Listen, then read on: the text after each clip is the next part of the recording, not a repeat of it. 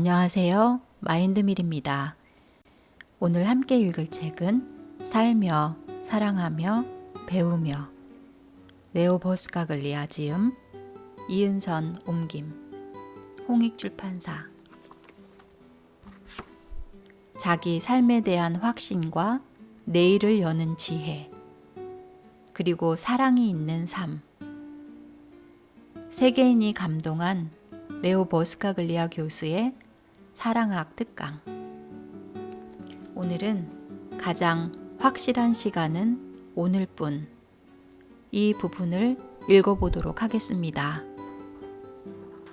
어떤 사람은 재산을 제일 소중하게 생각합니다. 커다란 집, 넘쳐나는 돈만 있으면 모든 게 다 이루어진다고 생각합니다. 또 어떤 사람은 원대한 목표를 소중하게 생각하면서 그 목표를 향해 무조건 달려갑니다. 그에게 오늘이라는 시간은 없습니다. 오직 내일뿐입니다. 진정으로 사랑할 줄 아는 사람은 지금만이 유일한 현실임을 아는 사람입니다. 지나가 버린 어제는 이제 어쩔 수 없습니다. 어제가 지난 덕분에 우리는 지금 이 자리에 있을 수 있습니다. 다른 사람들이 뭐라고 하건 지금 이 자리가 가장 살기 좋은 곳이라고 생각하는 태도가 필요합니다. 어제 있었던 일은 어쩔 수가 없습니다. 이미 흘러가 버린 시간이 되어버렸으니까요. 그렇다면 내일은 어떻습니까? 내일을 앞에 놓고 꿈을 꾸는 것만큼 좋은 일도 없습니다. 오늘의 고통스러움도 내일이 있기에 참을 수 있고 내일이 다가오기에 힘을 낼 수 있습니다. 하지만 내일이라는 시간은 아직 다가오지 않은 미래일 뿐입니다. 어제와 내일을 놓고 몽상하느라 시간을 낭비하면 지금 여기서 벌어지는 일을 그냥 지나치게 됩니다. 직접 피부로 느껴야 할 오늘이라는 현실을 말입니다. 얼마 전에 우리 학교에서 두 학생이 살해됐습니다.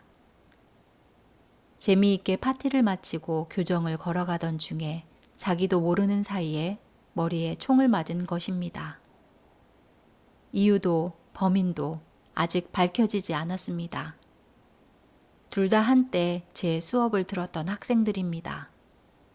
한 명은 젊고 예쁜 여학생이고 다른 한 명은 멋지고 잘생긴 남학생이었죠.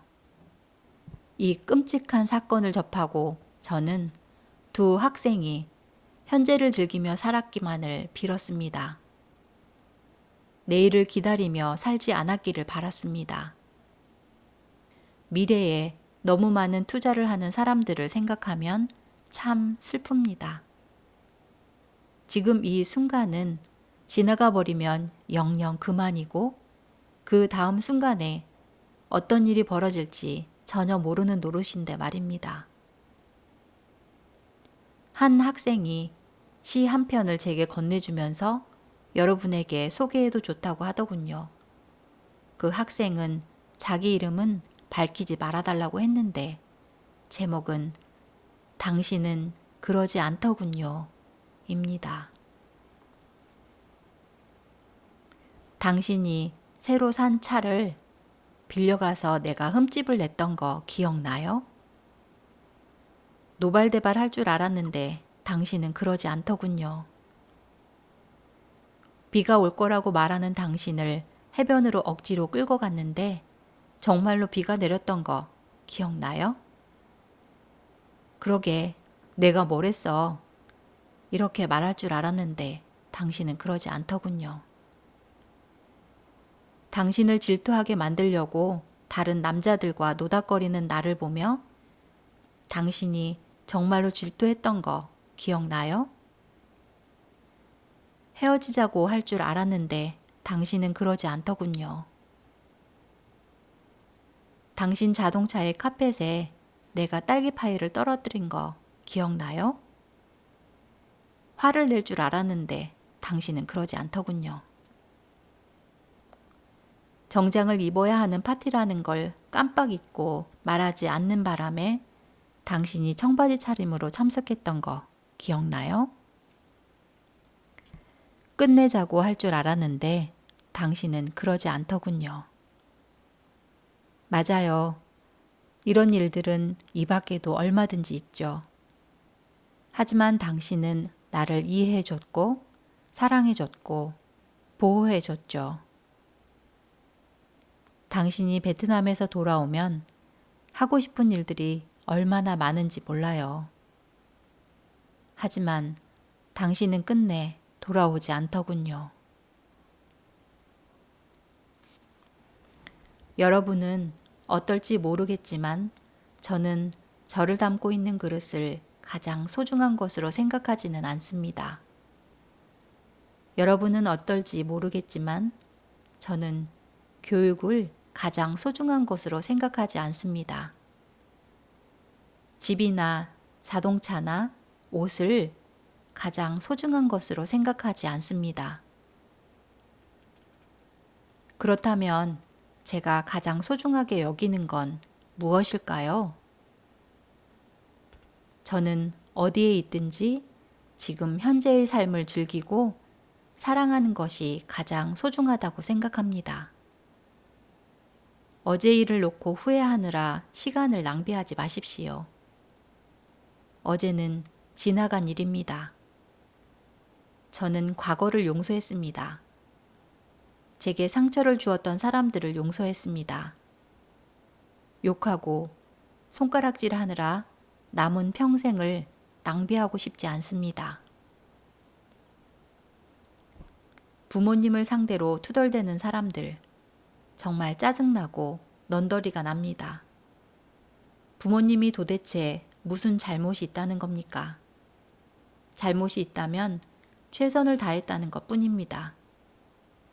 아이를 위해서 최선이라고 알고 있는 일, 그것을 했을 뿐입니다. 정신병자가 아닌 이상 일부러 자녀에게 상처를 주는 부모님은 없습니다. 여러분도 용서할 수 있습니까? 여러분도 잊을 수 있습니까? 여러분도 괜찮다고 말할 수 있습니까?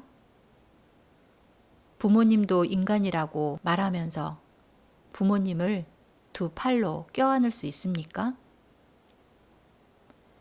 그렇다면 이제 여러분의 자아를 두 팔로 힘껏 껴안으십시오.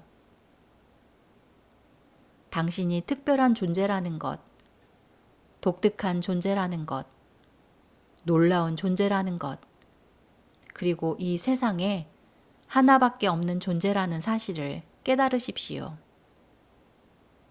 물론 여러분도 실수할 때가 있고 어처구니 없는 일을 할 때도 있고 자신이 인간이라는 사실을 잊을 때도 있습니다. 하지만 여러분이 갖고 있는 최대의 장점은 발전할 수 있는 잠재력이 있다는 점입니다. 여러분의 삶은 시작일 뿐입니다. 지금은 이 정도밖에 안 되지만 숨어있는 잠재력은 무한합니다. 투덜대느라 시간을 낭비하지 마십시오. 다른 사람들을 용서하십시오. 그리고 무엇보다도 완벽하지 못한 자신을 용서하십시오. 그리고 내 인생의 주인은 나라는 사실을 인정하십시오. 니코스 카잔차키스는 이런 말을 했습니다.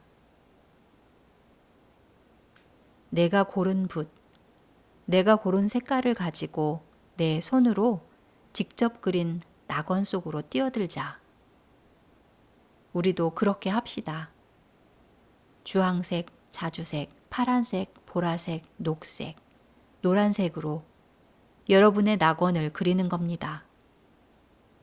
여러분도 할 수 있습니다. 지금 당장 말입니다. 여러분에게 가장 소중한 건 바로 여러분의 인생입니다.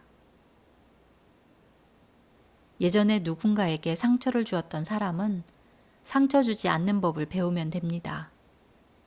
예전에 실수했던 사람은 다시는 똑같은 실수를 반복하지 않는 법을 배우면 됩니다. 배우기만 하면 삶을 끌어안고 입을 맞추고 거기서부터 다시 시작할 용기가 있으면 그것으로 됩니다. 그게 바로 발전이고 그게 바로 인생입니다. 죽음을 받아들이는 것도 우리에겐 소중한 일입니다. 죽음을 받아들여야 삶을 받아들일 수 있습니다. 죽음을 통해서 인간은 한계를 배웁니다. 저는 학생들에게 앞으로 생명이 닷새밖에 남지 않았다면 누구와 무엇을 하고 싶은지 적어서 내라는 숙제를 내주곤 합니다. 학생들의 답은 대개 평범하기 그지없습니다. 저는 리포트마다 커다란 글씨로 이런 일들을 지금 하면 어떨까? 라고 적어서 돌려줍니다. 앞으로 삶이 닷새밖에 남아있지 않다면 누구누구한테 사랑한다고 말하겠다고 지금 당장 결심을 하라는 겁니다. 생명이 닷새밖에 남아있지 않다면 해변을 거닐며 저녁 노을을 감상하겠다고요? 왜 지금 하면 안 되는 거죠? 하지만 우리는 삶과 거리를 두듯이 죽음과도 거리를 둡니다. 대부분 죽음을 어떻게 받아들여야 할지 모른 채 금방이라도 눈물을 흘릴 듯한 얼굴로 죽음이라는 걱정거리를 평생 짊어지고 삽니다. 죽음이란 삶의 이면에 불과하다는 사실을 깨달아야 합니다. 나를 담고 있는 그릇과 이별하는 것이며 삶의 연장선입니다. 죽음을 통해서 우리는 삶을 계속 이어가는 법을 배웁니다. 제 어머니는 2년 전에 돌아가셨는데 어머니는 마지막 순간까지 자식들에게 훌륭한 가르침을 남기셨습니다. 어느 날 의사가 어머니는 의식불명 상태라며 이런 말을 했죠. 어머님을 걱정하실 필요는 없습니다. 아드님이 지금 여기 있는지 없는지도 모르실 테니까요. 그러니까 괜히 병문안 오실 필요 없습니다. 하던 일을 계속하세요. 하지만 우리는 의사의 말을 듣지 않았습니다. 죽어보지도 않은 그 의사가 어떻게 그걸 알 수 있단 말입니까? 그렇기 때문에 우리 가족은 어머니가 눈을 감으실 때까지 번갈아 가면서 밤낮으로 병상을 지키며 어머니의 손을 꼭 잡아드렸습니다. 이 세상에 혼자서 눈을 감는 사람은 없어야 합니다. 한 번은 밤 당번을 맡은 제가 어머니와 단둘이서 병실에 있는데 갑자기 어머니가 눈을 번쩍 뜨시곤 아주 커다랗고 예쁜 갈색 눈으로 저를 조용히 바라보시는 겁니다. 어머니가 마지막으로 제게 남기신 말씀이 뭔지 아십니까? 어머니는 제 뺨 위로 흐르는 눈물을 보시고는 이렇게 말씀하셨습니다. 얘야, 뭘 그렇게 안타까워하니? 저는 도대체 뭘 그렇게 안타까워하고 있었던 걸까요? 인간은 죽음을 통해서 인간이 어떤 가르침을 얻는지 여러분도 아실 겁니다. 죽음은 무서운 게 아닙니다. 인간은 죽음을 통해서 시간의 가치를 배웁니다. 시간이 얼마나 소중한지를 깨닫습니다. 영원히 이 세상에 존재할 수 없다는 사실을 깨닫습니다. 주위를 둘러보게 되고 사랑하는 사람들이 언제나 같은 자리에 함께 머무를 수 없다는 걸 깨닫습니다. 그럼에도 우리는 살아가면서 서로를 쳐다보지 않습니다. 너무 바빠 서로 쳐다볼 틈이 없는 것입니다. 아이들이 결혼을 할 때가 되어서야, 혹은 아이들이 떠날 때가 되어서야, 그들을 위해서 너무 정신없이 뛰느라 정작 서로 쳐다볼 시간이 없었다는 것을 깨닫는 사람이 얼마나 많은지요. 어느 강연회에서 이런 말을 했더니 한 여성이 눈물을 글썽이며 이렇게 말하더군요. 우리 아이를 똑바로 쳐다본 지 하도 오래되어 얼굴이 생각나지 않아요. 그랬더니 다른 한 분이 이렇게 말하더군요. 저도 마찬가지예요. 그들은 어두컴컴한 밤길을 60km나 달려서 집에 도착하자마자 잠자고 있던 아이들을 깨웠답니다. 아이들이 눈을 동그랗게 뜨고는 물었겠죠? 엄마, 왜 그래요? 무슨 일이에요? 조용히 하렴. 너희들 얼굴을 보고 싶어서 그렇단다. 여러분, 이 순간을 절대 놓치지 마십시오.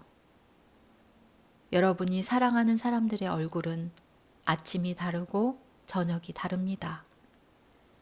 여러분의 얼굴도 마찬가지입니다. 그 변화를 절대 놓치지 마십시오. 길거리에 서 있는 나무를 보면 좋은 교훈을 얻습니다. 아침 저녁으로 나무를 관찰해 보십시오. 그 오묘한 변화는 흡사 마술을 보는 것이나 다름이 없습니다. 오늘 어떤 사람한테 나무가 참 예쁘네요 했더니 무슨 나무 말입니까? 하고 대꾸하더군요. 하긴 캘리포니아 주지사라는 사람마저 붉은 삼나무를 보면 캘리포니아를 전부 다 보신 거나 다름없습니다 라고 할 지경이니 오죽하겠습니까? 저는 뭐뭐 할 수 있으면 좋겠는데 라고 말하는 사람을 볼 때마다 정말 슬픕니다. 지금 하면 되지 않습니까? 도대체 뭘 망설이십니까? 오늘은 여기까지입니다. 오늘도 누리는 하루 보내세요. 함께 해주셔서 감사합니다.